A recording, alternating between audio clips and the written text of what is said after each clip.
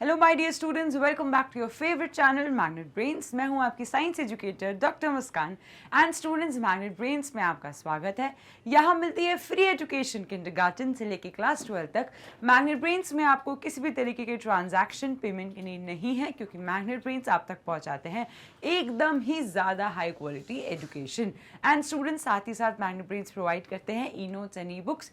Description box पे given जो link है आप क्लिक कर सकते हैं या आप विजिट कर सकते हैं मैग्नेट ब्रेन्स की वेबसाइट पे जो है www.magnetbrains.com। जैसे ही आप मैग्नेट ब्रेन्स की वेबसाइट विजिट करेंगे आपको बस क्लिक करना है grab e notes, daily practice papers, videos, lectures, topic wise, subject wise सभी कुछ अवेलेबल हो जाएगा। एंड स्टूडेंट्स, मैग्नेट ब्रेन्स का हिंदी मीडियम चैनल भी अवेलेबल है यूट्यूब पे। सो अगर आपके family and friends Hindi medium से हैं तो आप उन्हें बता सकते हैं कि मैग्नेट ब्रेन्स उन तक भी फ्री एजुकेशन प्रोवाइड करते हैं। स्टूडेंट्स, हम Instagram, YouTube, WhatsApp, Facebook, Telegram, Twitter सभी जगह अवेलेबल है। आपको बस हमें लाइक करना है, शेयर करना है, सब्सक्राइब करना है। मेरी वीडियो लाइक नहीं करी तो जल्दी से पहले लाइक करो और शुरू करते हैं आज के सेशन को। आज का जो सेशन है स्टूडेंट्स वो है एनसीईआरटी क्वेश्चंस। सो स्टूडेंट्स, हम आपको एनसीईआरटी जितने भी क्वेश्चंस हैं उनके सॉल्यूशंस देंगे ताकि आपके पास आपके जो नोट्स हैं वो कंप्लीट हो जाए। हमने एक्सप्लेनेशन पार्ट सारा कंप्लीट कर लिया है, अब बारी आती है अपनी नोट्स को थोड़ा हाई लेवल पहुंचाने की। यानी कि आपने जब हर टॉपिक वाइज, कंटेंट वाइज अपने नोट्स बना लिए, अब एनसीईआरटी सॉल्यूशंस के बाद आपको ये पता चलेगा कि आपको कैसा क्वेश्चन का आंसर देना है, आपको क्वेश्चन में क्या क्या इनकॉर्पोरेट करना है। तो ये सारी चीज़ें आज के सेशन में क्लियर हो जाएंगी। So without any further delay let's start our session. So students, question number 1 जो आपके एनसीईआरटी में गिवन है वो है match structures given in column 1 with the functions given in column 2। तो कॉलम 1 है, वहाँ पे स्ट्रक्चर्स दिए हुए हैं। सो कॉलम 1 में हमें स्ट्रक्चर्स दिए हैं और कॉलम 2 में हमें फंक्शन दिए हैं। क्या दिया है? फंक्शन। सो बेसिकली हमें स्ट्रक्चर के अकॉर्डिंग उसका जो फंक्शन है उसके अकॉर्डिंग हमें मैच करना है। तो सबसे पहले स्टूडेंट्स, स्टोमेटा, हमें पता है स्टोमेटा कहाँ प्रेजेंट होता है? लीफ पे। एंड ओपनिंग एंड क्लोजिंग करके स्टोमेटा क्या करता है? Exchange of gases. सो यहाँ पे देख लेते हैं absorption of water and stomata का एक और रोल है, दैट इज ट्रांसपिरेशन। यानी कि वो वाटर लॉस लीव्स कि जो सरफेस पे स्टोमेटा प्रेजेंट होता है उसकी मदद से होता है, जिसको हम ट्रांसपिरेशन कहते हैं। सो यहाँ पे करेक्ट आंसर होगा स्टोमेटा का ट्रांसपिरेशन। एंड अगर आपसे और पूछा जाए एक्सचेंज ऑफ गैसेस कहाँ होता है, तो वो भी स्टोमेटा में होता है। एक्सचेंज ऑफ गैसेस भी स्टोमेटा से ही होता है। अब स्टूडेंट, जाइलम में से क्या ट्रांसपोर्ट होता है? सिर्फ वन वे ट्रांसपोर्ट होता है जाइलम, यानी कि रूट से मिनरल्स एंड वाटर जाइलम के थ्रू कहाँ ट्रांसपोर्ट होता है? लीव्स तक। तो transport of water and minerals is done by xylem. अब यहाँ पे है option D, that is transport of water. तो जाइलम का main correct function is transport of water.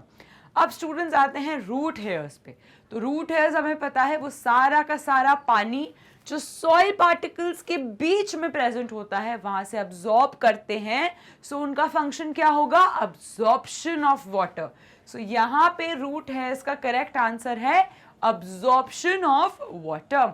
Now students, phloem क्या करता है? Phloem is a two way transport, यानी कि जो भी खाना लीव्स में सिंथेसाइज होता है वो खाना फ्लोएम की मदद से प्लांट के सारे पार्ट में ट्रांसफर होता है। तो यहाँ पे ट्रांसपोर्ट ऑफ फूड किसकी मदद से होगा? फ्लोएम की मदद से होगा। सो ये हैं उसके करेक्ट आंसर्स। आपको स्क्रीनशॉट लेना है तो आप ले सकते हैं, अदरवाइज ये रहे correct answers.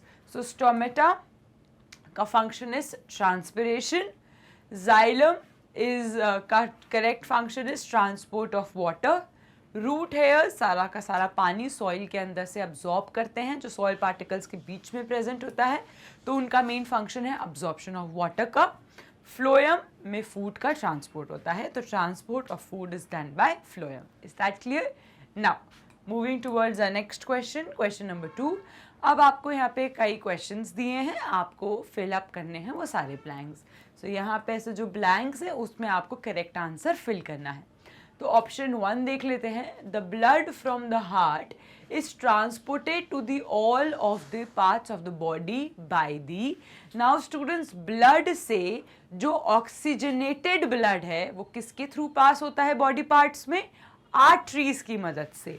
So correct answer is arteries. Arteries carry oxygenated blood except pulmonary artery which carries deoxygenated blood। बाकी pulmonary artery को छोड़ के सारी arteries ऑक्सीजन वाला ब्लड यानी कि हार्ट से ऑक्सीजन वाला ब्लड बॉडी के सारे पार्ट्स तक पहुंचाते हैं। Is that clear? Now B second, haemoglobin is present in dash cells. So students, हमें पता है कि जो ब्लड में क्या होते हैं? Red blood sales. ब्लड में रेड ब्लड सेल्स होते हैं, उनके पास एक रेड पिगमेंट होता है। उनके पास एक रेड पिगमेंट होता है, रेड कलर का पिगमेंट होता है, जिसको क्या कहते हैं स्टूडेंट्स? हीमोग्लोबिन। और इसी हीमोग्लोबिन पे क्या कौन कैरी करते हैं? हीमोग्लोबिन क्या कैरी करते हैं? ऑक्सीजन को कैरी करते हैं। So haemoglobin is the main transporter of oxygen and इस हीमोग्लोबिन की वजह से ही जो रेड ब्लड सेल्स होते हैं उनका कलर रेड कलर का होता है। Is that clear? So red blood cell में जो रेड कलर का पिगमेंट प्रेजेंट होता है उसको हीमोग्लोबिन कहते हैं और उनका फंक्शन क्या है? To transport oxygen. Is that clear? So यहाँ पे पूछा है haemoglobin is present in dash cells, तो करेक्ट आंसर क्या होना चाहिए? Red blood cells. Now coming to third, arteries and veins are joined by a network. अब स्टूडेंट्स, यहाँ पे मैं आपको एक उसमें समझाती हूँ। So basically arteries thick walled होती हैं, ठीक है। अब आर्टरीज कैरी करती हैं ऑक्सीजनेटेड ब्लड, आर्टरीज कैरी करती हैं ऑक्सीजनेटेड ब्लड। अब आर्टरीज के जस्ट बाद एक बहुत फाइन नेटवर्क शुरू हो जाता है। आर्टरीज के जस्ट बाद एक बहुत ही ज्यादा फाइन नेटवर्क शुरू हो जाता है, जो क्या है? कैपिलरीज। जो है capillaries. Is that clear? And then start होते हैं हमारे वेन्स, जो क्या कैरी करते हैं स्टूडेंट्स? Deoxygenated blood. जो कैरी करते हैं deoxygenated blood. So oxygenated blood arteries किससे कनेक्ट है? वेन से। एक फाइन कैपिलरीज के नेटवर्क से कनेक्टेड है, जिनको क्या कहते हैं हम? Capillaries. Is that clear? So यहाँ पे करेक्ट आंसर होना चाहिए capillaries. Now coming to fourth question, the rhythmic expansion and contraction of heart.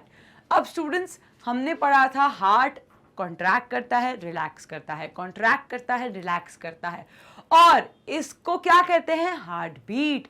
So heart beat क्या होती है? Heart beat is contraction, relaxation, contraction and relaxation of the heart. So यहाँ पे होना चाहिए heart beat. So rhythmic contraction और relaxation of the heart is known as heart beat. Now, coming to next question, question number 5. The main excretory product in human beings. So students, human beings का सबसे major excretory product क्या है? Urea. Very good. So correct answer is urea. Sweat contains water and salts. और sweat क्या करता है student? Sweat detoxify करता है our body in a very natural way. Is that clear? तो हमारी बॉडी के जितने भी वाटर और सॉल्ट एक्सेस है वो स्वेट से बाहर आते हैं। टेम्परेचर भी ठंडा करता है हमारी बॉडी का, साथ ही साथ स्वेट अपनी हमारी बॉडी को नेचुरली डिटॉक्सिफाई करता है, यानी कि जो भी टॉक्सिन्स है वो नेचुरल तरीके से हमारी बॉडी के बाहर निकलते हैं। Is that clear? Now correct answer होगा इसका salts. Coming to question number 7, kidneys eliminate the waste material in the liquid form called as, very good, urine. तो हमारी बॉडी में किडनी क्या प्रोड्यूस करते हैं? यूरिन का प्रोडक्शन करते हैं। नाउ किडनी एलिमिनेट जितना भी वेस्ट होता है वो यूरिन की मदद से हमारी बॉडी के बाहर एलिमिनेट होता है. Is that clear? So kidney concentrate करते हैं यूरिन को. यूरिन किडनी जितना भी वेस्ट प्रोडक्ट कलेक्ट करते हैं हमारी बॉडी से, ब्लड से अब्जॉर्ब होता है, वो यूरिन में ऐड ऑन होता है. फिर वो यूरिन हमारी बॉडी के बाहर यूरिनरी ब्लैडर से जो यूरेथ्रा ओपनिंग है उसके थ्रू हमारी बॉडी के बाहर एलिमिनेट हो जाती है. Is that clear? Now water reaches great heights in the tree because of the suction pull. अब मैंने यहाँ पे आपको एग्जाम्पल दिया था स्ट्रॉ का और एक ग्लास ऑफ कोल्ड ड्रिंक का. तो जो आपका फेवरेट है कोल्ड ड्रिंक का ग्लास और उसको स्ट्रॉ लगा के पीना.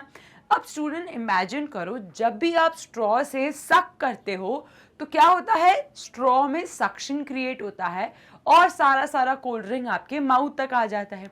उसी तरीके से इमेजिन करो जो ट्रीज है एंड एक्सेस वाटर है. अब सारा का सारा पानी तो यूटिलाइज नहीं हो रहा ट्री में, जो कुछ एक्सेस ऑफ वाटर है वो क्या होता है, वो सक्शन पुल होता है और वो लीव्स में जो स्टोमेटा प्रेजेंट होते हैं उसकी मदद से अपनी एटमॉस्फेयर में बाहर रिलीज आउट हो जाता है, यानी कि इवेपोरेट हो जाता है. सो बाहर से इवेपोरेशन हुआ वाटर का, उसने एक सक्शन क्रिएट करा, सारा का सारा पानी लीव्स की सरफेस तक आ गया.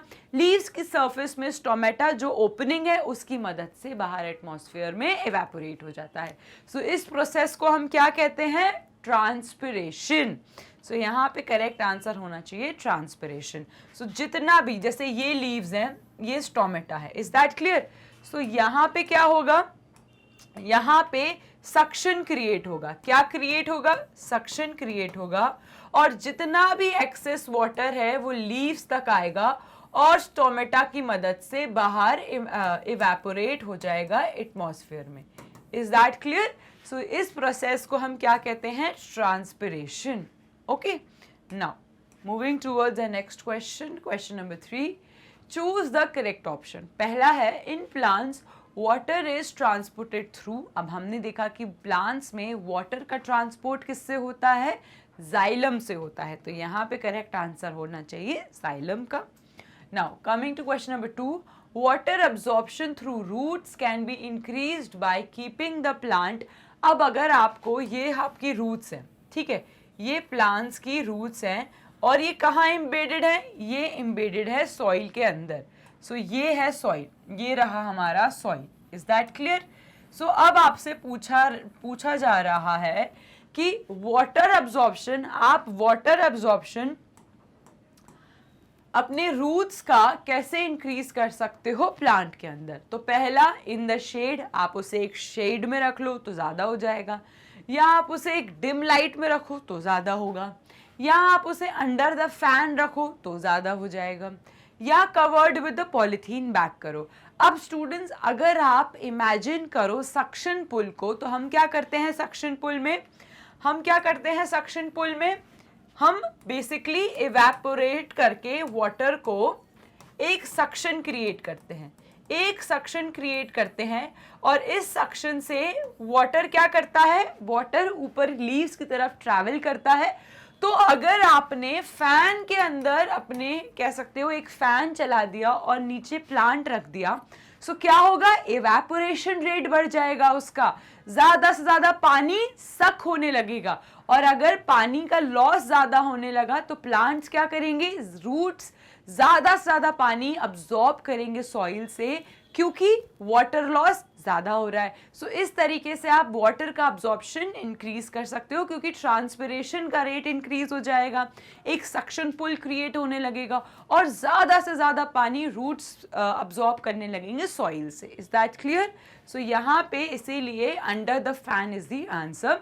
अब जैसे ही फैन के अंडर रखेंगे एक सक्शन पुल क्रिएट होगा और ज्यादा से ज्यादा रूट्स पानी अब्सॉर्ब करेंगे सॉइल से. ठीक है, और यही क्वेश्चन है कि आप वाटर का अब्सॉर्प्शन रेट कैसे बढ़ा सकते हो. Okay, now coming to question number 4, why is transport of materials necessary in a plant or in an animal? explain. अब स्टूडेंट्स अगर मैं आपसे बोलूं कि आपकी किचन में खाना बनता है, ठीक है, अब किचन में तो खाना बन गया, लेकिन आप किचन तक ही नहीं जा पा रहे, अब खाना तो टाइम से बन रहा है, खाना तो ब्रेकफास्ट भी बन रहा है, लंच भी बन रहा है, डिनर भी बन रहा है, लेकिन आप किचन में नहीं जा सकते और आप तक कोई नहीं आ सकता खाना देने, फिर भी तो आप बीमार पड़ जाओगे, क्योंकि खाना तो बन रहा है लेकिन आप तक पहुंचना और आपको खाना, आपको यूटिलाइज करना भी तो जरूरी है। सो अगर किचन में खाना बनता जाए बनता जाए बनता जाए और आप उसे यूटिलाइज ही ना कर पाए तो आप तो बीमार पड़ेंगे। तो इसीलिए इंपॉर्टेंट है transport of water and minerals plants और एनिमल्स दोनों में, क्योंकि हमारी बॉडी में फूड तो बनता है, अब उस फूड को सारे बॉडी पार्ट्स तक पहुंचना भी जरूरी है। साथ ही साथ हमारे जो प्लांट्स हैं उनके लीव्स में फूड तो बन रहा है लेकिन उसको बाकी के सारे प्लांट्स के पार्ट्स तक पहुंचना जरूरी है। अब स्टूडेंट्स, हमारी बॉडी में हम जो खाना खाते हैं वो क्या, हमने तो खाना खा लिया, अब अगर मैंने खाना खा लिया वो इंटेस्टाइन तक चला गया लेकिन वहां से अब्जॉर्प्शन होना फूड का भी तो जरूरी है। उसी तरीके से प्लांट्स में, लीव्स में खाना तो बन गया लेकिन फ्लोएम से सारे पार्ट्स तक उसका ट्रांसफर होना भी तो जरूरी है। अब समझ आया क्यों जरूरी होता है ट्रांसपोर्ट? क्योंकि खाना बनना या खाना होना जरूरी नहीं है, खाने को हर पार्ट तक पहुंचना जरूरी है, क्योंकि हर पार्ट को एनर्जी चाहिए, एनर्जी मिलेगी तभी वो अपना फंक्शन परफॉर्म कर पाएगा। सो एनर्जी तो सबको चाहिए, एनर्जी के लिए खाना चाहिए, खाना इसीलिए सारे ट्रांसपोर्ट होना सारे पार्ट्स तक is very essential. Now transport of material is important in a plant or an animal because their cell, which is the basic unit of the life, require constant supply of nutrients, oxygen and water. अब students, हम हैं या plant हैं, दोनों के पास cells हैं। Cell is a smallest structure and functional unit of life और सेल को काम करने के लिए ऑक्सीजन, वाटर, न्यूट्रिएंट्स का होना बहुत ही ज़्यादा ज़रूरी है। क्यों स्टूडेंट्स? क्योंकि सेल के अंदर ही एनर्जी का प्रोडक्शन होता है, ये जो खाना ब्रेक डाउन होता है और इसी के ब्रेक डाउन से एनर्जी रिलीज होती है जो फिर सेल यूटिलाइज करता है अपना फंक्शन परफॉर्म करने के लिए। सो स्टूडेंट्स, ये जो एनर्जी है ये तो हर सेल को चाहिए और इस एनर्जी के लिए खाने का पहुंचना, वाटर का पहुंचना, ऑक्सीजन का पहुंचना सेल तक भी ज़रूरी है। सो for the production of energy and its release during respiration, ये तो हमें पता है कि respiration की मदद से एनर्जी रिलीज होती है, फिर वो एनर्जी का यूटिलाइज करके सेल्स अपनी एक्टिविटीज परफॉर्म करते हैं। The cells need nutrients and oxygen for their metabolic process, और हर सेल को न्यूट्रिएंट्स चाहिए ताकि वो फर्दर अपनी मेटाबॉलिक एक्टिविटीज परफॉर्म कर पाए। सो आपका खाना होना या बनना ज़रूरी नहीं है, ज़रूरी है, लेकिन उससे ज़्यादा ज़रूरी उसका ट्रांसपोर्ट होना भी है, कि ज़रूरी है कि खाना बन जाए काफ़ी नहीं है, उसका ट्रांसपोर्ट होना भी ज़रूरी है। So also the transportation is needed to carry away the waste products produce by the cells due to their metabolic activities. अब इस जो कह सकते हो खाना है, इसका ट्रांसपोर्ट होगा, अब तभी ये ट्रांसपोर्ट क्या होगा, to carry away the waste. अब स्टूडेंट्स, हमने खाना पहुंचा दिया लेकिन जो खाना एनर्जी के बाद जो वेस्ट निकल रहा है, जैसे कार्बन डाइऑक्साइड हो गए या और भी अदर वेस्ट प्रोडक्ट्स हो गए, उनका भी ट्रांसपोर्ट होना ज़रूरी है, क्योंकि अगर हमने सिर्फ खाना दे दिया, वेस्ट नहीं निकाला, तो वेस्ट जमा होता रहेगा और आपकी बॉडी से एलिमिनेट नहीं होगा। तो ट्रांसपोर्ट की मदद से अगर खाना रीच कर रहे हैं तो उसी जगह से वेस्ट भी रीच करता है जहाँ पे उसको होना चाहिए और फिर वो फर्दर प्रोसेसेस से बॉडी से एलिमिनेट होता है। तो ट्रांसपोर्ट आपको खाना भी पहुँचा रहा है, ऑक्सीजन भी पहुँचा रहा है, वाटर भी पहुँचा रहा है, साथ ही साथ वेस्ट प्रोडक्ट्स को एलिमिनेशन में भी हेल्प कर रहा है। ठीक है, सो thus without transportation the cell will neither receive the nutrients and oxygen nor will be able to remove their metabolic waste. So अगर transportation नहीं होगा तो खाना, ऑक्सीजन, वाटर, मिनरल्स तो नहीं पहुंचेगा, साथ ही साथ जो वेस्ट होगा वो भी एलिमिनेट नहीं हो पाएगा बॉडी से। Is that clear?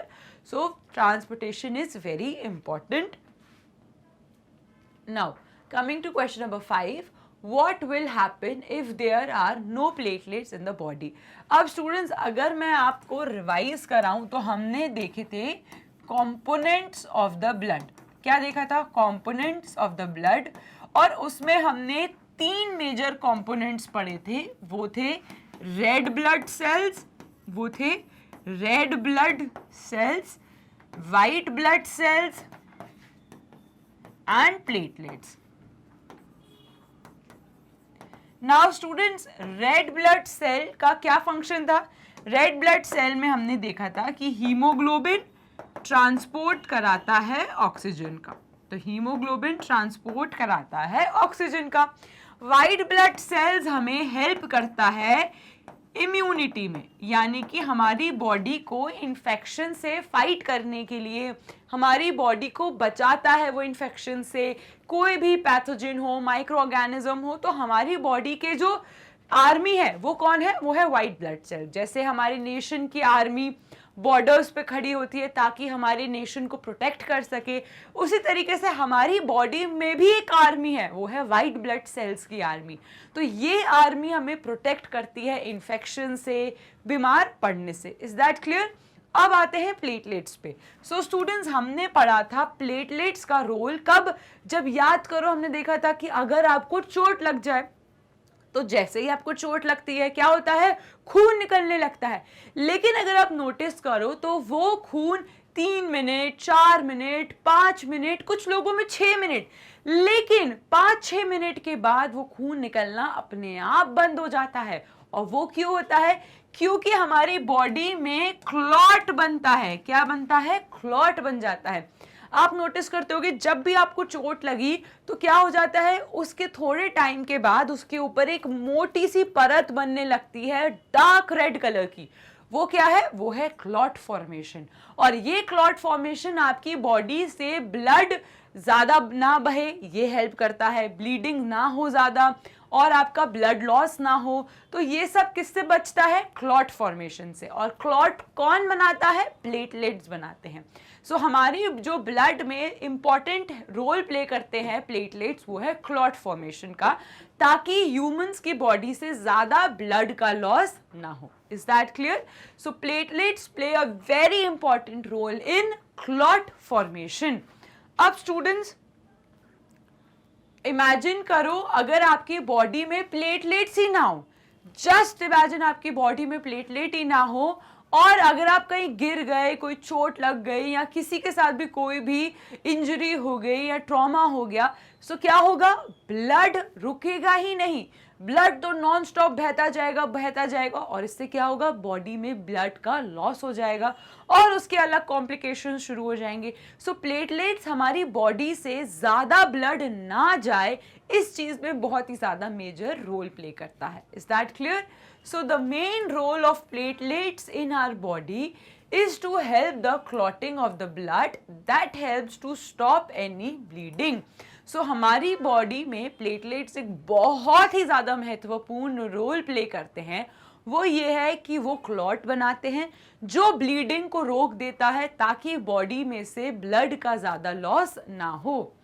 Without platelets clotting will not occur, और अगर प्लेटलेट्स ही नहीं होंगे तो क्लॉटिंग नहीं होगी, क्योंकि क्लॉट प्लेटलेट्स ही बनाते हैं और कोई नहीं। लेकिन प्लेटलेट्स बहुत ही ज्यादा इंपॉर्टेंट रोल प्ले करते हैं क्लॉट बनाने में। Thus, if any injury or a cut happens on the body without platelets to form a clot, there will be a severe blood loss due to excessive bleeding. और अगर कोई injury हो गई कभी तो इतना ज़्यादा खून बहेगा, क्योंकि खून रुकेगा ही नहीं, खून बहता ही जाएगा और बॉडी से बहुत ही ज़्यादा ब्लड लॉस हो जाएगा, जो आपकी डेथ भी करवा सकता है या किसी की भी डेथ करा सकता है। क्योंकि अगर ब्लड का बहुत ज़्यादा बॉडी से लॉस हो गया तो अलग कॉम्प्लिकेशंस हो जाते हैं, जो फर्दर अगर ज़्यादा सीरियस हो गया तो डेथ भी कॉज कर सकता है। इसीलिए प्लेटलेट्स बॉडी में बहुत ही ज़्यादा इंपॉर्टेंट रोल प्ले करते हैं, क्योंकि वो आपकी ब्लीडिंग को रोक देते हैं क्लॉट को फॉर्म करके। Is that clear? Now question number 6, what are stomata. अब आपको बताना है स्टूडेंट्स स्टोमेटा क्या है और 2 फंक्शंस देने हैं आपको स्टोमेटा के। सो जल्दी से बताओ स्टोमेटा क्या है? Tiny pores, tiny opening present on the surface of the leaves, जो क्या हेल्प करते हैं? 2 फंक्शंस। पहला फंक्शन क्या है? Exchange of gases. तो पहला फंक्शन तो हमें पता है मैम, एक्सचेंज ऑफ गैसेस, और दूसरा फंक्शन क्या है स्टूडेंट्स, ट्रांसपिरेशन। सो वाटर का लॉस हमारे स्टोमेटा की मदद से ही होता है। Is that clear? सो ये दो मेजर फंक्शंस हैं स्टोमेटा के। और स्टोमेटा क्या है? तो stomata are the tiny pores present on the surface of the leaves. वो क्लोज ओपन होके अपना फंक्शन परफॉर्म करते हैं। So stomata are the tiny openings present on the surface of the leaves. Basically पूरे plant में नहीं, लेकिन leaves के ऊपर प्रेजेंट रहते हैं। Found mainly on the lower surface of the leaves. और मेनली कहाँ होते हैं ये? अगर ये लीव्स का ऊपर वाला सर्फेस है तो इसके नीचे वाले सर्फेस में ये प्रेजेंट रहते हैं। Now and also sometimes found on the plant stems too. और कई बार कभी किसी प्लांट में स्टेम्स में भी वो मिल जाते हैं, बट बहुत रेयर। Now stomata are the pores surrounded by specialised parenchymal cells. और अगर आप स्टोमेटा के स्ट्रक्चर को जूम करके देखो तो कुछ इस तरीके का होता है। ऐसे स्पेशलाइज्ड सेल्स होते हैं जिनको हम क्या कहते हैं? Guard cells. क्या कहते हैं इनको हम कहते हैं guard cells. Is that clear? So stomata, our pores are surrounded by specialized parenchymal cells called as guard cells that are used to control the gas exchange with the change in environmental condition. और ये क्या help करते हैं? Opening closing of the stomata. अब stomata के दो main functions क्या हैं students? They help in gas exchange for the process of respiration and photosynthesis. तो स्टोमेटा रेस्पिरेशन, फोटोसिंथेसिस दोनों में ही बहुत ही ज्यादा इंपॉर्टेंट रोल प्ले करता है, क्योंकि गैस का एक्सचेंज कहां से हो रहा है? स्टोमेटा से ही होता है। दूसरा, they also help in regulation of the water movements through transpiration. और प्लांट में जरूरी नहीं है जितना पानी अब्सॉर्ब हो वो सारा का सारा यूज हो जाए। कई बार प्लांट में बहुत सारा ऐसा पानी होता है जो किसी काम का नहीं है, क्योंकि वो यूटिलाइज ही नहीं होगा। उसका प्लांट से बाहर निकलना जरूरी है। वो कैसे होता है? वो इवेपोरेशन एक सक्शन क्रिएट करता है प्लांट में, और सारा का सारा एक्सेस वाटर स्टोमेटा की मदद से प्लांट के लीफ से बाहर एटमॉस्फेयर में इवेपोरेट हो जाता है। सो स्टोमेटा वाटर के लॉस को भी हेल्प करता है through transpiration. Is that clear? So दो मेजर रोल्स है। पहला, रेस्पिरेशन एंड फोटोसिंथेसिस में एक्सचेंज ऑफ गैसेस कराएगा स्टोमेटा। दूसरा, ट्रांसपिरेशन में वाटर का लॉस थ्रू स्टोमेटा होता है। Is that clear? Now coming to question number 7, does transpiration serve any useful function in plants? अब अगर मैं कब से बोल रही हूँ transpiration is the loss of water, transpiration में एक्सेस वाटर निकल जाता है, लेकिन क्या ट्रांसपिरेशन सच में प्लांट के लिए हेल्पफुल होता है? क्यों होता है? अगर होता भी है तो इसका आपको एक्सप्लेनेशन देना है। Now students, transpiration is the movement of water through the plant and it's evaporation from the leaves. अब ट्रांसपिरेशन है क्या? सो पानी का सारा पानी प्लांट से बाहर निकलना, कहाँ से? लीव्स में। किससे? स्टोमेटा की मदद से लीव से बाहर निकलना, एंड इस पूरी प्रोसेस को हम ट्रांसपिरेशन कहते हैं। Simply put in, it is the loss of water from a plant in the form of water vapor. अब स्टूडेंट्स, ये जो पानी है जो प्लांट से कह सकते हो जाता है, लूज होता है, ये पानी स्टोमेटा से किस फॉर्म में जा रहा है? ये वाटर वेपर के फॉर्म में आसमान में इवेपोरेट होता है। तो किस फॉर्म में इवेपोरेट होता है? ये वाटर वेपर के फॉर्म में प्लांट से स्टोमेटा की मदद से बाहर एटमॉस्फेयर में इवेपोरेट होता है। Thus, transpiration serves a very useful function in plants. और इसी तरीके से जो पानी प्लांट में यूटिलाइज नहीं हो रहा वो वाटर वेपर की मदद से इवेपोरेट हो जाता है, और इसी तरीके से जो एक्सेस वाटर है प्लांट का वो निकल जाता है और प्लांट को बहुत ही ज़्यादा हेल्प मिलती है। Now this loss of water from the aerial parts of the plant creates a transpiration pull that helps in the rise in water absorption. और इसी की मदद से, क्योंकि पानी जो इवेपोरेट हो रहा है वो एक सक्शन क्रिएट कर देता है और रूट्स जिसकी वजह से ज्यादा पानी अब्सॉर्ब करते हैं। सो ये एक साइकिल बन गई कि प्लांट ने लीव्स से पानी एवेपोरेट हुआ, उसके एवेपोरेशन की मदद से एक सक्शन पुल बन गया, जिससे क्या हेल्प मिली, पानी जो हमारे रूट्स हैं वो ज्यादा से ज्यादा पानी रूट्स ने अब्सॉर्ब करना शुरू कर दिया। और इसी तरीके से प्लांट ज्यादा से ज्यादा पानी अब्सॉर्ब करते हैं, जो प्लांट के लिए एक अनदर बेनिफिशियल थिंग है। साथ ही साथ टेम्परेचर भी बैलेंस रहता है प्लांट का। Now another useful function of transpiration is the helping of the cooling effect of the plant. Plant का ये एक तरीका है कूल डाउन होने का and preventing drying out in the hot sun. और स्टूडेंट्स, इतनी गर्मी में प्लांट इसी तरीके से बचता है क्योंकि प्लांट का जब दिन का टेम्परेचर इतना हाई होता है तो प्लांट को ड्राई हो जाएगा, वो ड्राई हो गया तो वो मर भी सकता है। तो ट्रांसपिरेशन की मदद से ज्यादा पानी अब्सॉर्ब होगा, फिर वो इवेपोरेट होगा तो प्लांट के हर पार्ट तक पानी अच्छे से पहुंचेगा, एक्सेस वाटर भी निकलता जाएगा और रूट्स अब्सॉर्ब भी करते जाएंगे। तो एक कूलिंग इफेक्ट मिलता है प्लांट को और वो ड्राई होने से बच जाते हैं। Is that clear? So drawing out होने से इतने हॉट वेदर में कौन हेल्प करता है? ट्रांसपिरेशन हेल्प करता है।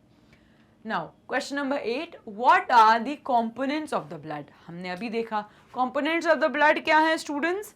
सो मेन जो कंपोनेंट सब कुछ किस में प्रेजेंट है? प्लाज्मा में प्रेजेंट है। अब plasma is the fluid part.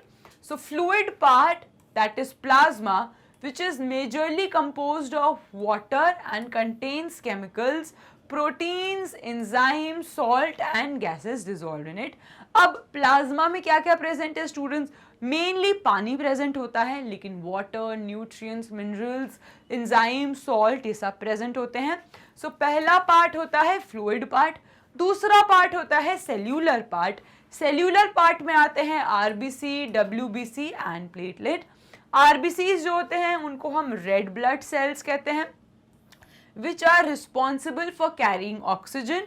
और आरबीसीज में एक रेड कलर का पिगमेंट प्रेजेंट है जो हीमोग्लोबिन है, जो मेनली रिस्पॉन्सिबल होता है ट्रांसपोर्ट ऑफ द ऑक्सीजन में एंड कार्बन डाइऑक्साइड, बिकॉज अगर वो ऑक्सीजन को पहुंचा रहा है सेल्स तक तो वो कार्बन डाइऑक्साइड को भी सेल से लेके वापस लंग्स तक पहुंचाता है। तो एक्सचेंज ऑफ गैसेस आरबीसीज करते हैं। Now with the help of haemoglobin which is found in the red blood cells. Now WBCs are the white blood cells जो बेसिकली क्या करते हैं? इम्यूनिटी प्रोवाइड करते हैं, हमारी बॉडी की आर्मी होते हैं और हमें एलर्जी से, इन्फेक्शन से बचाने में हेल्प करते हैं। So third comes the platelet which are responsible for the clot formation, जो अभी हमने देखा डिटेल में कि clot formation because of platelets होता है। तो प्लेटलेट्स हमारी बॉडी से ज़्यादा ब्लड का लॉस ना हो ये बचाते हैं। Is that clear? तुरंत ही क्लॉट फॉर्म हो जाता है और ब्लीडिंग रुक जाती है क्योंकि क्लॉट फॉर्म हो गया। Now question number 9, Why is blood needed by all the parts of the body? अब ब्लड क्यों जरूरी है? क्योंकि स्टूडेंट्स ब्लड क्या कैरी कर रहा है? ब्लड कैरी कर रहा है ऑक्सीजन। ब्लड क्या कैरी कर रहा है? ऑक्सीजन। और अगर ये ऑक्सीजन कहाँ पहुंचता है? सेल के पास। सेल कौन सी सेल? हर ऑर्गन छोटी सेल से मिलके बना है, तो इसीलिए ये ऑक्सीजन का हर एक सेल तक पहुंचना बहुत जरूरी है। जैसे ही ऑक्सीजन सेल तक पहुंचेगा, सेल में क्या प्रेजेंट होता है? ग्लूकोज। सेल में प्रेजेंट होता है ग्लूकोज और ऑक्सीजन की प्रेजेंस में ये ग्लूकोज टूटता है कार्बन डाइऑक्साइड और वाटर में और साथ ही साथ रिलीज करता है एनर्जी एटीपी फॉर्म में।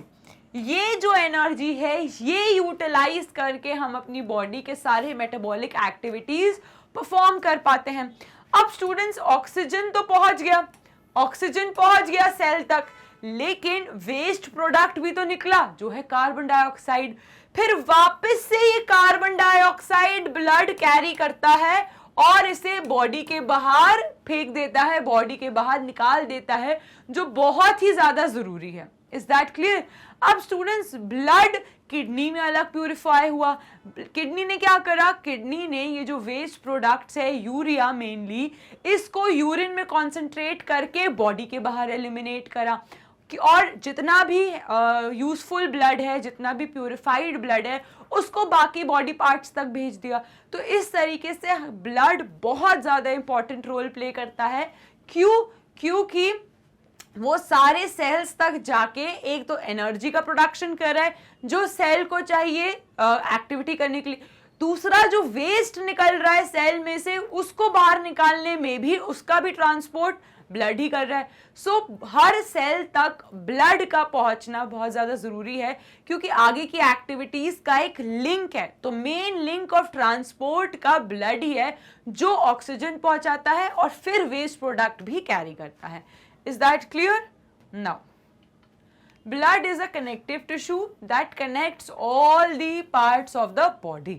अब ब्लड एक कनेक्टिव टिश्यू है जो सारे बॉडी पार्ट्स को जोड़ के रखता है। Blood helps to carry oxygen from the lungs, और अगर देखा जाए तो ब्लड ही तो है जो ये ऑक्सीजन को कैरी करता है लंग से और फिर सारे बॉडी पार्ट्स तक पहुंचाता है। नाउ स्टूडेंट्स, जैसे ही बॉडी पार्ट्स तक पहुंचाएगा वहां से जो कार्बन डाइऑक्साइड है वो भी तो ये ब्लड के थ्रू ही बॉडी के बाहर निकलती है। सो ब्लड ऑक्सीजन तो पहुंचाता ही है सेल्स तक, साथ ही साथ जो वेस्ट प्रोडक्ट निकल रहा है कार्बन डाइऑक्साइड वो भी वापस बॉडी के बाहर एलिमिनेट करने में हेल्प करता है। It also helps to carry nutrients to various part of the body for their absorption. और स्टूडेंट्स, जो ये सारा फूड है, जो न्यूट्रिएंट्स है, जो ग्लूकोज है, वो ऑर्गन्स तक कैसे पहुंच रहे हैं? वो भी तो इंटेस्टाइन से ब्लड ही अब्सॉर्ब कर रहा है। तो सारे के सारे न्यूट्रिएंट्स, ये जो सारे मिनरल्स, वाटर और कहा जाता है आपका फूड, ग्लूकोज, ये सब कुछ अब्सॉर्ब करता है ब्लड ही। तो ब्लड फूड का ट्रांसपोर्ट में भी बहुत मेजर रोल प्ले करता है। Blood contains plasma that helps in clotting. अब ब्लड में क्या प्रेजेंट है? प्लाज्मा प्रेजेंट है, जिसमें क्या प्रेजेंट है स्टूडेंट्स? एक तो प्लाज्मा प्रेजेंट है जिसमें वाटर, मिनरल्स, न्यूट्रिएंट्स सब प्रेजेंट है। साथ ही साथ ब्लड के कंपोनेंट में और क्या प्रेजेंट है? प्लेटलेट्स, जो क्लॉटिंग में हेल्प करते हैं। तो अगर हमारी बॉडी में कह सकते हो टेम्परेचर मेंटेन करने में भी हेल्प करते हैं, ब्लीडिंग ज्यादा ना हो इसमें भी हेल्प करते हैं। तो ये सारी कंपोनेंट्स ब्लड में जो प्रेजेंट है वो ओवरऑल बॉडी के टेम्परेचर, बॉडी के फंक्शन, इम्यूनिटी सब में एक बहुत ही ज्यादा मेजर रोल प्ले करते हैं। तो प्लेटलेट्स तो क्लॉट करने से बचाया, साथ ही साथ प्लेटलेट ने ब्लड लॉस ना हो ये इससे भी बचाया। WBCs ने हमें इन्फेक्शन से लड़ने से बचाया। तो अगर हमारी बॉडी में कोई भी इन्फेक्शन है तो सबसे पहले आ जाते हैं हमारे WBC, जो हमारी बॉडी के फर्स्ट लाइन वॉरियर्स हैं। ये जैसे ही कोई इन्फेक्शन हुआ, जैसे ही कोई एलर्जी हुई, ये सबसे पहले पहुंच के तुरंत आपकी बॉडी को ठीक करते हैं, फाइट करते हैं उनसे और इन्फेक्शन ज़्यादा ना फैले इससे बचाते हैं। उसके बाद blood is also involve in the transport. अब हमारी बॉडी में हॉर्मोन्स भी इंपॉर्टेंट रोल प्ले करते हैं और ये हॉर्मोन्स भी किससे ट्रांसपोर्ट होते हैं? ब्लड से ही ट्रांसपोर्ट होते हैं। तो transport of hormones, everything is done, waste material भी ब्लड से ही ट्रांसपोर्ट होता है। तो इसीलिए blood plays a very very very important role in our body. Is that clear? Now question number 10, what makes the blood look red? अब इसका answer तो आई एम प्रिटी श्योर आप सबको पता है। तो जल्दी से मुझे कमेंट सेक्शन में बताओ कि ब्लड रेड कलर का क्यों दिखता है? जल्दी बताओ कमेंट सेक्शन में। Because of haemoglobin. Very good. So blood appears red due to presence of a pigment called hemoglobin। जो ब्लड है, जो रेड ब्लड सेल्स हैं, वो रेड क्यों दिखती हैं? क्योंकि उनके अंदर रेड कलर का पिगमेंट प्रेजेंट है जिसको हीमोग्लोबिन कहते हैं। Haemoglobin is a protein complex. Haemoglobin एक प्रोटीन का स्ट्रक्चर है जो कॉम्प्लेक्स फॉर्म में है, कंटेनिंग आयरन। अब हीमोग्लोबिन के स्ट्रक्चर में आयरन भी प्रेजेंट है जो हेल्प करता है ऑक्सीजन। तो हीमोग्लोबिन का मेन फंक्शन क्या है? ट्रांसपोर्ट कराना ऑक्सीजन का एंड कार्बन डाइऑक्साइड को ट्रांसपोर्ट करके लंग्स तक देना ताकि लंग्स उसे बॉडी के बाहर एक्सेल आउट कर दें। Iron is found abundant in our blood which tends to reflect red light. Making the blood look red. अब क्योंकि हीमोग्लोबिन के स्ट्रक्चर में आयरन है, जैसे ही लाइट पड़ती है वो तुरंत रिफ्लेक्ट कर देता है लाइट को, और जिस वजह से जो ब्लड है वो एकदम रेड कलर का दिखता है। Thus we can say that hemoglobin makes the blood look red। अब आयरन कहाँ प्रेजेंट है? हीमोग्लोबिन के स्ट्रक्चर में, इसीलिए हम कह सकते हैं कि हीमोग्लोबिन की वजह से ब्लड का कलर रेड कलर का दिखता है। Is that clear? Now question number 11, describe the function of the heart. अब हार्ट का फंक्शन आपको बताना है, हार्ट क्या रोल प्ले करता है। So the heart is said to be a vital organ in a body. Heart है तो हम हैं। हार्ट का रोल क्या है? कॉन्टिन्यूसली ब्लड को पंप करना। हार्ट का रोल क्या है? पंप। सो ये एक ऐसा पंप है जो कभी नहीं रुकता, ये नॉन स्टॉप जिंदगी भर चलता रहता है। और ये क्या करता है? ये ऑक्सीजन, कार्बन डाइऑक्साइड, इन सब का क्या करता है? पंप करता है हमारी ब्लड में। So the heart is said to be a vital organ in our body which functions as a pump, pumping blood throughout the body। और हार्ट सिर्फ ब्लड को पंप करता है हमारी बॉडी में। The heart is a part of the human circulatory system through which it pumps the blood to transport nutrients। और heart blood pump करता है और वो क्या ट्रांसपोर्ट करते हैं? न्यूट्रिएंट्स, हॉर्मोन्स, ऑक्सीजन, सेल्स, और ये सब कुछ एक सिस्टमिक सर्कुलेशन की मदद से ट्रांसपोर्ट होता है and transport away the carbon dioxide. और इसी तरीके से वेस्ट प्रोडक्ट को भी ट्रांसपोर्ट बॉडी के बाहर निकालने में हेल्प करते हैं, जैसे कि कार्बन डाइऑक्साइड, यूरिया, ये सारी चीज़ें जो हमारे सेल से बनती है ताकि वो फर्दर हमारी बॉडी के बाहर एलिमिनेट हो जाए। और ये जो सारी ब्लड में प्रेजेंट होते हैं, ऑक्सीजन भी है, मिनरल्स भी है, वाटर भी है, कार्बन डाइऑक्साइड, इसको पंप करने का रोल किसका है? हार्ट का है। Is that clear?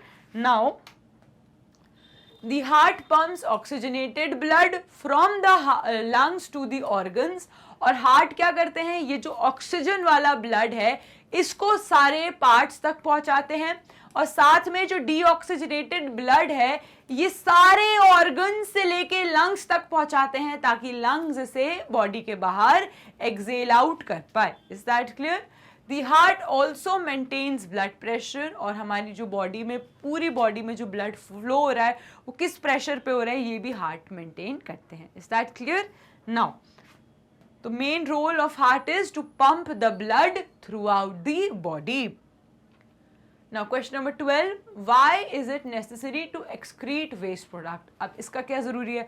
अब इमेजिन करो अगर आपके जो घर का डस्टबिन है वो कभी साफ ही ना हो, वो क्या होगा? उसमें आप कचरा डालते जाओ डालते जाओ डालते जाओ, एक टाइम आएगा जब आपका पूरा घर कचरे से भर जाएगा। क्यों? क्योंकि डस्टबिन डेली क्लीन होना चाहिए, तभी तो जो नया कचरा आएगा फिर वो क्लीन होगा, फिर जो नया आएगा फिर वो क्लीन होगा, और कचरा जमा नहीं होगा। जस्ट इमेजिन करो अगर हमारी बॉडी से वेस्ट नहीं निकला तो वो वेस्ट जमा होता जाएगा, जमा होता जाएगा, और वेस्ट तो वेस्ट ही है, वेस्ट अपने कॉम्प्लिकेशंस करा देगा, वो हमारी तबीयत और खराब कर देगा। सो अगर हमारी बॉडी में यूजफुल चीजें ट्रांसपोर्ट होती हैं तो वेस्ट का भी जो प्रोडक्शन हो रहा है उसका बॉडी से बाहर एलिमिनेट होना भी जरूरी है। तो वो कैसे होता है? वो भी हमारे ब्लड के थ्रू ट्रांसपोर्ट होता है। किडनी सारा का सारा वेस्ट प्रोडक्ट जो है यूरिन कॉन्सेंट्रेट करके हमारी बॉडी के बाहर एलिमिनेट कर देते हैं, और इसी प्रोसेस को हम एक्सक्रीशन कहते हैं। सो एक्सक्रीशन इज द प्रोसेस जिसमें हमारी बॉडी एलिमिनेट करती है सारा वेस्ट प्रोडक्ट जो भी बॉडी में प्रेजेंट रहता है। Now waste products are produced as a result of metabolic processes in the cells। अब ये जो cells हैं ये metabolic process करती हैं, अब ये साथ ही साथ waste product भी निकालती हैं, एंड वेस्ट प्रोडक्ट हमारी बॉडी में अगर जमा हो जाए तो वो बहुत ही हानिकारक है, वो हमारी जान भी ले सकता है, वो टॉक्सिक है। इसीलिए उसका बॉडी से बाहर निकलना, एलिमिनेट होना बहुत ही ज़्यादा ज़रूरी है। it will result in the build-up and accumulation in the cell that can result in toxicity and damage the organ. और अगर हमारी बॉडी से वेस्ट प्रोडक्ट ना निकले, किसी ऑर्गन से वेस्ट प्रोडक्ट ना निकले, तो वो उस ऑर्गन को कंप्लीटली खराब कर सकता है, क्योंकि वो सेल को खराब कर देगा. सेल खराब हो गई तो वो अपनी एक्टिविटी परफॉर्म नहीं करेगी और इनडायरेक्टली वो ऑर्गन की एक्टिविटी पे हैम्पर करेगा. Now students, thus we need to eliminate these waste products from our body by the process known as excretion. So excretion की मदद से हम अपनी बॉडी का सारा वेस्ट प्रोडक्ट निकालते हैं, और ये इस रोल के लिए सबसे ज़्यादा इंपॉर्टेंट ऑर्गन कौन सा है? किडनीज. तो किडनीज हेल्प करती हैं ब्लड के प्यूरिफिकेशन में. ब्लड का प्यूरिफिकेशन मतलब जो वेस्ट प्रोडक्ट है वो कहाँ प्रेजेंट है? ब्लड के अंदर. अब ये जो ब्लड है ये किडनी तक जाता है, और किडनी सारा का सारा वेस्ट प्रोडक्ट बॉडी के बाहर निकाल देती है, और जितना भी अच्छा ब्लड है, प्यूरिफाइड ब्लड है, उसको वापस से बॉडी के पास भेज देती है. तो इससे क्या हुआ? किडनी ने एक फिल्टर का काम करा कि सारे वेस्ट प्रोडक्ट को बॉडी के बाहर निकाल दिया और सारी अच्छी चीज को, यूजफुल चीज को वापस बॉडी में भेज दिया. Is that clear? सो इस चीज में जो मेजर रोल प्ले करते हैं प्यूरिफिकेशन ऑफ द ब्लड में, वो है kidneys. Is that clear? Now Question number 13. Draw a diagram of human excretory system. Label the various part. अब आपको human excretory system का diagram बनाना है. So students, major जो role play करते हैं हमारे excretion में, वो कौन से organs हैं? Kidneys. अब kidneys एक पाइप लाइक स्ट्रक्चर से कनेक्टेड होते हैं जिनको हम यूरेटर कहते हैं. देन ये यूरेटर एक यूरिनरी ब्लैडर में कनेक्टेड रहते हैं जहां पे ये यूरिन स्टोर होता है. अब किडनीज ने क्या करा? यूरिन पास करा यूरेटर से. यूरेटर ट्रैवल करते करते यूरिन कहां पहुंचा? यूरिनरी ब्लैडर में. यूरिनरी ब्लैडर की एक ओपनिंग है जिसको हम यूरेथ्रा कहते हैं, और ये यूरिन यहां से ट्रैवल करके हमारी बॉडी के बाहर निकल जाता है. Is that clear? So kidney ने यूरिन कॉन्सेंट्रेट करा, ये यूरिन यूरेटर से ट्रैवल करा, यूरेटर से जाके वो कहां पहुंचा? Urinary bladder. यूरिनरी ब्लैडर में यूरिन स्टोर होता है. उसके बाद यूरेथ्रा की मदद से जो एक ओपनिंग है यूरिनरी ब्लैडर से कनेक्टेड है, वो ओपनिंग हमारी बॉडी के बाहर यूरिन को दे देती है. Is that clear? सो ये है complete well labelled diagram of human excretory system. आप इसका स्क्रीनशॉट ले सकते हैं या इसको जल्दी से अपने नोट्स में खुद ड्रॉ कर सकते हैं. ठीक है? सो स्टूडेंट्स, आई होप आपने ड्रॉ कर लिया है, और इसी के साथ हमने फिनिश कर लिए हैं एनसीईआरटी क्वेश्चंस एंड आंसर्स. और स्टूडेंट्स, अगर आपको कोई भी डाउट हो तो आप मुझसे पूछ सकते हैं कमेंट सेक्शन में, and I am there to help you out. Students, ऐसी कई नॉलेजेबल नॉलेज को गेन करने के लिए फॉलो करते रहिए मैग्नेट ब्रेन्स को. Magnet brains E notes and e books भी प्रोवाइड करते हैं. डिस्क्रिप्शन बॉक्स पे गिवन जो लिंक है आप क्लिक कर सकते हैं, या आप विजिट कर सकते हैं मैग्नेट ब्रेन्स की वेबसाइट पे जो है www.magnetbrains.com. जैसे ही आप मैग्नेट ब्रेन्स की वेबसाइट विजिट करेंगे, वहाँ पे आपको क्लिक करना है इस ग्रैब ई नोट्स ऑप्शन को. जैसे ही आप इसे क्लिक करेंगे, daily practice papers, videos, lectures, topic wise, subject wise सभी कुछ अवेलेबल हो जाएगा. Magnet brains English medium, Hindi medium दोनों ही चैनल्स अवेलेबल हैं यूट्यूब पे. सो अगर आपके family and friends Hindi medium से हैं तो आप उन्हें बता सकते हैं कि मैग्नेट ब्रेन्स उनके लिए भी फ्री एजुकेशन प्रोवाइड करते हैं और उनके भी एग्जाम्स में अच्छे मार्क्स आ सकते हैं. CBSE board, Delhi board, Bihar board, UP board, MP board, Rajasthan board के साथ साथ मैग्नेट ब्रेन्स कई और कोर्सेज भी प्रोवाइड करते हैं, जैसे वैदिक maths, crash courses and spoken English. Magnet brains Instagram, YouTube, WhatsApp, Facebook, Telegram, Twitter सभी जगह अवेलेबल हैं. आपको बस लाइक करना है, शेयर करना है, सब्सक्राइब करना है, और अगर मेरी वीडियो लाइक नहीं करी अभी तक तो जल्दी से लाइक बटन दबा दो. एंड स्टूडेंट, जैसा कि मैं हमेशा कहती हूँ, stay tuned, happy learning and have a nice